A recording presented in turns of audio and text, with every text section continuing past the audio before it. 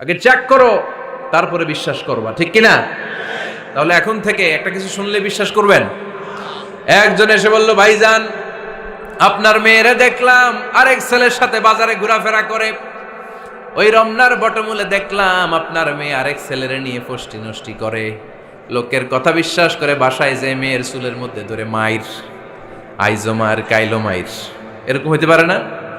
হয়তো ওই লোক আপনার মেয়ের মতো দেখতে আরেক মেয়েকে দেখছিল। এরকম হয় কিনা সমাজে? একজন এসে বললো, ভাই আপনি এখানে ভাবিরে তো দেখলাম ওই জায়গায় আরেক লোকের সাথে ঘোরাফেরা করতেছে, খবর রাখেন না বাসা? আপনি রেগে মেগে, ঘটনা কি? আমার খেয়ে আমার পরে আরেকজনের সাথে, যে এই বাড়িতে যে মায়ের, কোনো কথা নেই। দেখবেন যে ছোট্ট মারামারি থেকে এই ঘটনা অনেক সময় বিচ্ছেদ বা ডিভোর্স পর্যন্ত গড়ায়, ঠিক কিনা? ওই যে শোনা কথায় কান দিচ্ছেন, ফাতাবাইয়ুন, আপনি চেক করেন নাই। হয়তো আপনার স্ত্রীর মতো দেখতে বা আপনার স্ত্রী যে জামা পরে, যে পোশাক পরে, এরকম পোশাক পরে আরেক নারীকে দেখছে, আপনার বউ না এটা। আপনার মেয়ের ব্যাপারে যে তথ্য দিয়েছে এটা সঠিক নয়, সে আপনার মেয়ের মতো আরেকটা মেয়েকে দেখেছে, এসে আপনার কাছে বলে দিছে, আপনিও বিশ্বাস করছেন। ভেজাল আছে না নাই? এই ভেজালগুলোকে থামানোর জন্য কোরআনে এই বিধানগুলো নাজিল করেছে কে? তাহলে ফরিদপুরের ভাইয়েরা, সমাজটারে সুন্দর রাখার তথ্য একটা শুনলেই বিশ্বাস করবেন না।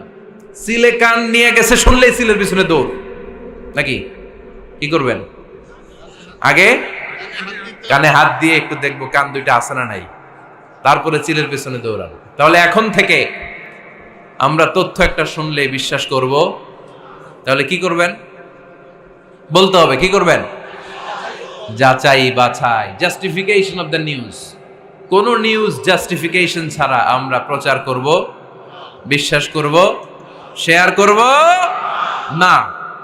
আল্লাহ বললেন, ইয়া আইয়ুহাল্লাযীনা আমানু লা ইয়াসখার কওমুম মিন কওম। ওহে আমার ঈমানদার বান্দারা, শোনো শোনো, খবরদার কখনো কোনো মুমিন বান্দারে ঠাট্টা করো না, অবজ্ঞা করো না, ঠাট্টা করো না। তার মনে কষ্ট হয় এমন কোনো কথা তারে বলো না। নেভার স্কপ অফ এনিবডি, কাউকে নিয়ে ঠাট্টা করবেন না। তার দেহ নিয়ে, তার আকৃতি নিয়ে, তার বংশ নিয়ে।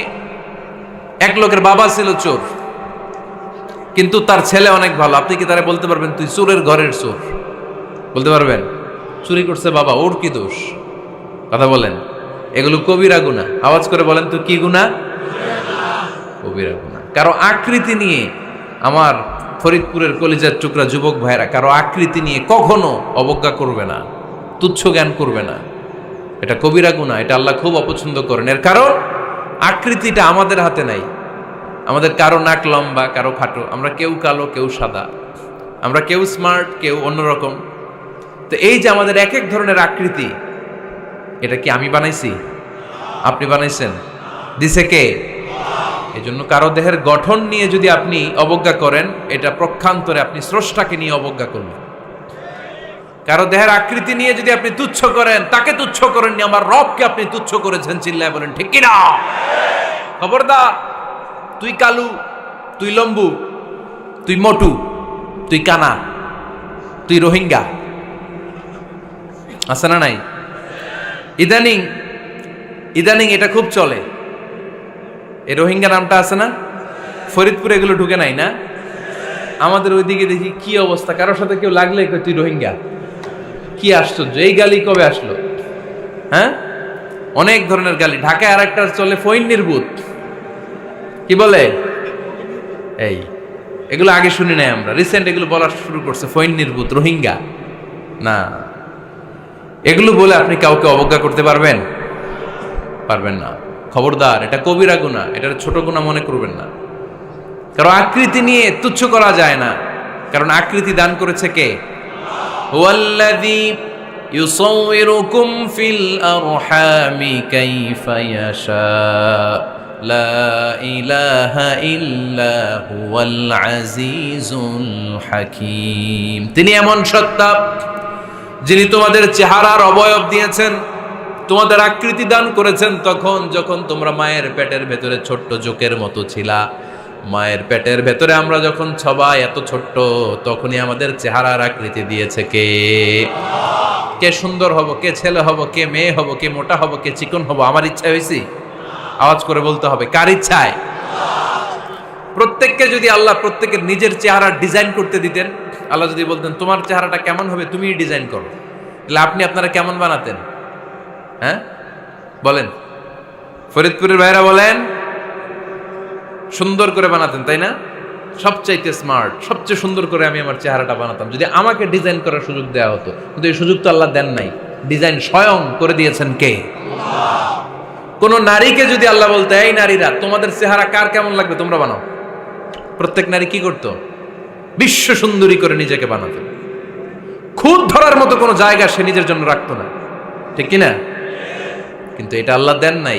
এই আকৃতিটা আমাদেরকে সরাসরি দান করেছেন কে? খবরদার, আমাদের অনেকে বিকলাঙ্গ, আমাদের অনেকের হাত ছোট, পা বড়, দেখতে মোটা, কেউ চিকন কেউ কালো। খবরদার, কারো আকৃতি নিয়ে কখনো কোনো অবজ্ঞার সুরে, ঠাট্টার সুরে কোনো কথা আমরা বলবো না। রাজি আছেন? সবাই রাজি আছেন? আল্লাহ রাসূল সাল্লাল্লাহু আলাইহি ওয়াসাল্লামের এক সাহাবী ছিল, নাম ইবনে মাসউদ রাদিয়াল্লাহু তাআলা আনহু। ওনার পায়ের নলা ছিল খুব চিকন, অস্বাভাবিক চিকন, স্বাভাবিক না।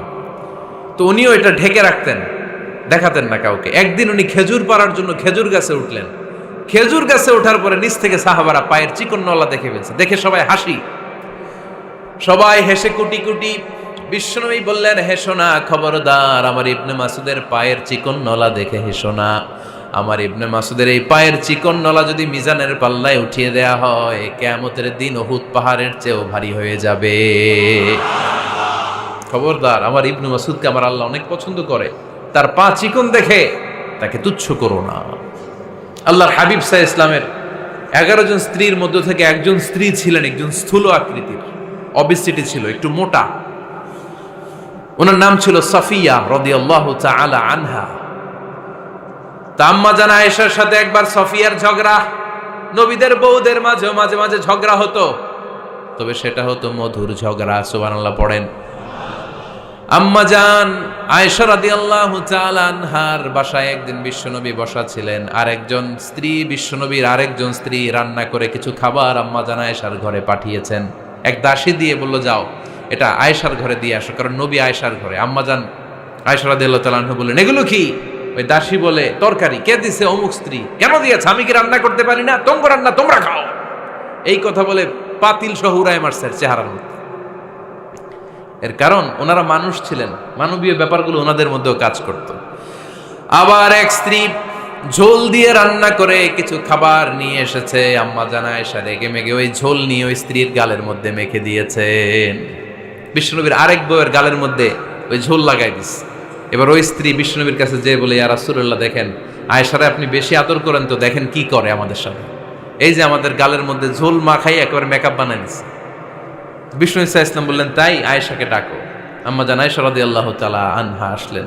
আল্লাহ রাসূল সাল্লাল্লাহু আলাইহি ওয়াসাল্লাম বললেন, তুমি কি আমার এই স্ত্রীর সাথে এমন আচরণ করেছো? আম্মা জান আয়েশা বললেন, করেছি। কেন? আম্মা জান আয়েশা বললেন, তখন মেজাজটা গরম ছিল, এখন বুঝতে পারতেছে আসলে এই কাজটা করা ঠিক হয় নাই। এবার বিশ্বনবী বিচার করবেন। বিশ্বনবী বললেন, আল কিসাস, যেমন করা হয়েছে বিচার হবে তেমন। তোমার গালে যেমনি ঝোল লাগাই দিছে, তুমি একটু ঝোল নিয়ে আয়েশার গালে লাগাই দাও। সুবহানাল্লাহ পড়বেন না? ওই স্ত্রীও কিছু ঝোল নিয়ে আম্মা জান আয়েশার গালে লাগাই দিল। এখন দুইজনে হাসতেছে, বিশ্বনবীও হাসলেন, আরশের উপর থেকে খুশি হয়ে গেলেন। কে? তো স্ত্রীদের মধ্যে মাঝে মাঝে এটা ঘটতো। সাফিয়া রাদিয়াল্লাহু তাআলা আনহা ছিলেন একটু মোটা। আম্মা জান আয়েশা বললেন, ইয়া রাসূলুল্লাহ, দেখেন আপনার মুটি বউ, আপনার মুটকি বউ, এই মুটি বউ বলে একদিন একটা গালির মতো দিয়ে ফেলছে। আল্লাহ রাসূল সাল্লাল্লাহু আলাইহি ওয়াসাল্লাম রেগে গেলেন, বললেন, আয়েশা এটা কেমন কথা তুমি বললা মুটি? আমার সাফিয়ারে তুমি মুটি বলে গালে দিলা রে আয়েশা। ইয়া আয়েশা লাকাদ কুলতি লা কালিমা লাউ মুজিজাত বিমা ইল বাহরি লা মাজাজাতহু। এমন একটা মন্তব্য তুমি সাফিয়ার ব্যাপারে করে ফেলেছো রে আয়েশা, এই কথাটা যদি সাগরের নীল পানির মধ্যে ছেড়ে দেয়া হয়, এই কথার পঙ্কিলতার কারণে, এই কথার কর্দমাক্ততার কারণে, এই কথার পঙ্কিলতার কারণে সাগরের সব পানিগুলো মুহূর্তের মধ্যে কালো হয়ে যাবে। এই কথাটা সাগরে ফেলে দিলে সাগরের নীল পানি পুরোটা কালো হয়ে যাবে। আয়েশা, খবরদার, কাউকে তুচ্ছ করে অবজ্ঞা করে কখনো কিছু বলা যাবে না। এই জিহ্বাটা এটা ভয়ঙ্কর একটা অঙ্গ। বেশিরভাগ পাপ এই জিহ্বা দিয়ে হয়। কি দিয়ে হয়? এজন্য সাহাবারা জিহ্বা ধরে মাঝে মাঝে জিহ্বার মধ্যে ব্যাত মারতেন। আর বলতেন জিহ্বা তোর জন্য আমি আটকে যাব কিয়ামতের দিন। আমলিক আলাইকা লিসানাক, নিজের জিহ্বার মালিক নিজে হন। আপনার জিহ্বার মালিক যেন শয়তান না হয়ে যায়। জিহ্বা আপনার, শয়তানের ভাষায় আপনি কথা বলেন কেন? খবরদার, প্রতিটা কমেন্ট, প্রতিটা কথা, প্রতিটা মন্তব্য, এগুলোর ব্যাপারে কিয়ামতের দিন পাই টু পাই করে আপনার কাছে আল্লাহর সুপ্রিম কোর্টের কাঠগড়ায় দাঁড় করিয়ে আপনারা জিজ্ঞেস করবে কে? এজন্য বিশ্বনবী বলছেন মাইয়াদমানলি মা বাইনা লিহিয়াইহি ওয়া মা বাইনা রিজলাইহি আদমান লাহুল জান্নাহ। আমার কোন উম্মত যদি দুইটা অঙ্গের গ্যারান্টি আমারে দেয়, আমি আমার উম্মতকে জান্নাতের গ্যারান্টি দেব। দুইটা অঙ্গের, একটা হলো জিহ্বা আর একটা লজ্জাস্থান। দুই চোয়ালের মাঝে যা থাকে লিজ্জা জিহ্বা, আর দুই পায়ের মাঝখানে যা থাকে লজ্জাস্থান। এই দুইটা অঙ্গের গ্যারান্টি যদি বিশ্বনবীকে আপনি দেন যে নবী জিহ্বা আর লজ্জাস্থান এই দুইটা অঙ্গের কোনো পাপ আমি করব না, নবী বলে আমি দুনিয়ায় তোমার জান্নাতের গ্যারান্টি দিলাম। এজন্য জিহ্বাটারে সামলান, যা মনে চায় বললেন না। খবর আছে না নাই? খবর আছে। মা ইয়ালফিযু মিন কাউলিন ইল্লা লাদাইহি রাকীবুন আতীদ। যা মুখ দিয়ে বের হয় লিখে রাখার জন্য দুইজন ফেরেশতা রেডি করে রেখেছে কে? চিল্লায় বলেন। যতদিন আমরা বেঁচে থাকবো ততদিন থাকবে আমাদের কাঁধে। আমরা মরে যাবো, এই ফেরেশতারা উড়াল দিবে, ঠিক কিনা? দুই কান্দে জি ছিল যে তোমার দুইজনা পাহারা, তোমারে একলা থইয়া পালাইছে তাহারা। তোমার আটকুঠুরি নয় দরজা বন্ধ এবার হলো রে হলো, মুখে আল্লাহ রসুল সবে বলো, ও মুখে আল্লাহ রসুল সবে বলো। দুয়ারে আইসাছে পালকি নাই হরি গাও তোলো রে তোলো, মুখে আল্লাহ রসুল সবে বলো, ঠিক না? এজন্য সাবধান। আমলিক আলাইকা লিসানাক, নিজের জিহ্বার মালিক নিজে হন। মন যা চায় মুমিন তখন ইচ্ছা মতো মন মতো কোনো মন্তব্য ছুটতে পারে না। বিশ্বাসী বলে যদি নিজেকে দাবি করেন, নিজের জিহ্বার মালিক নিজে থাকার দরকার আছে না নাই?